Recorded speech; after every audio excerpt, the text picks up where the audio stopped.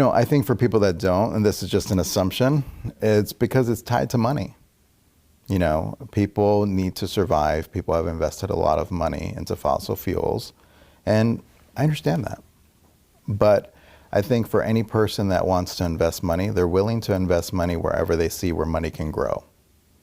And I think that's what we need to do. We need to be able to sit down, have these conversations, work together as a government and private organizations to see what really does make sense.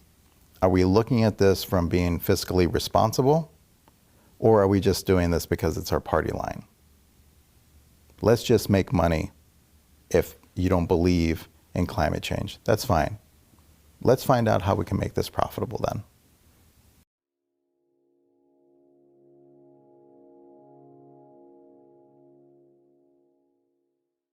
So I don't support, bringing in oil from other countries. If we are going to have strict rules here in the United States, then we shouldn't be getting oil from somewhere else that's not being responsible with clean air. So I think here we need to make the hard decision. Are we going to become green and be more responsible with our earth? If we are, then we shouldn't be making contracts with other people that are not being as responsible as we are. We can't be hypocrites.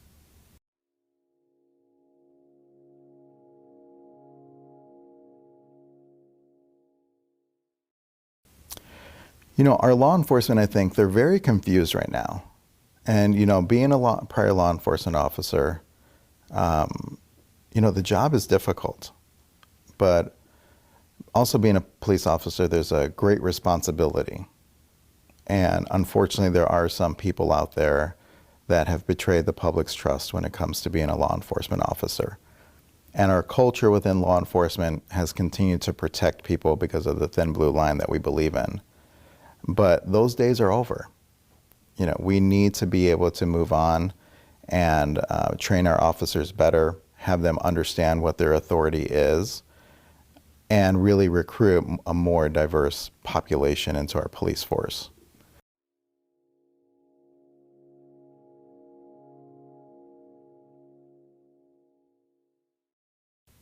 Police officers can't go from one extreme to the other and say, well, we used to be able to do this, so now I'm not going to do anything, right?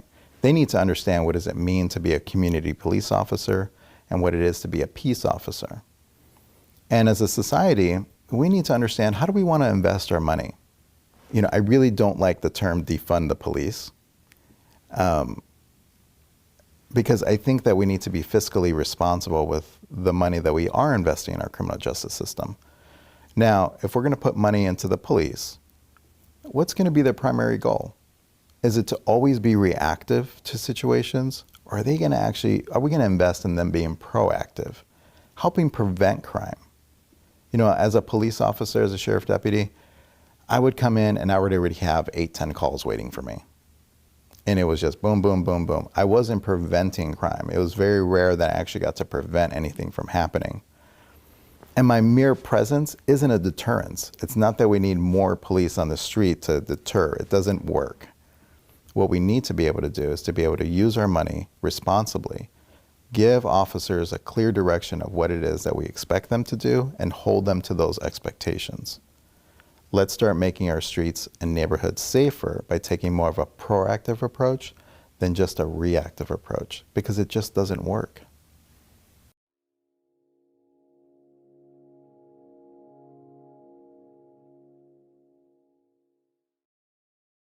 So, when we think about gun control and gun violence, there's definitely a correlation with access to weapons. We know that during the pandemic that gun sales are up. They're up at a record high.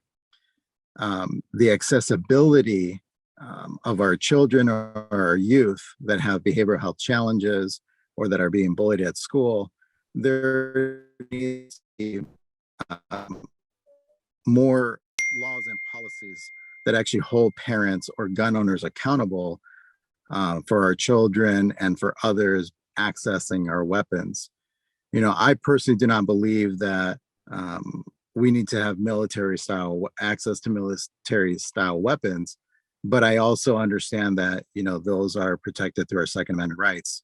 But we do have to have a system of accountability in place that when these mass shootings happen or just gun violence on the street, that we really do have to look at the problems that we have in this country when it comes to being a responsible gun owner.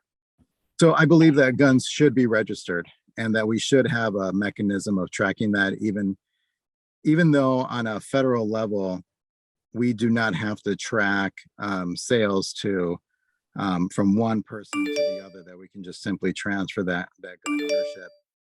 I do believe that we need to have a better system of accountability when it comes to being able to track those serial numbers and those weapons to every time a gun owner um, is transferring that possession of that weapon to another person. I do believe it will help our law enforcement to actually be able to help solve some of the crimes, especially with some of the violence that's happening within our local communities that are not due to mass shootings. They're gang related or some sort of criminal affiliation.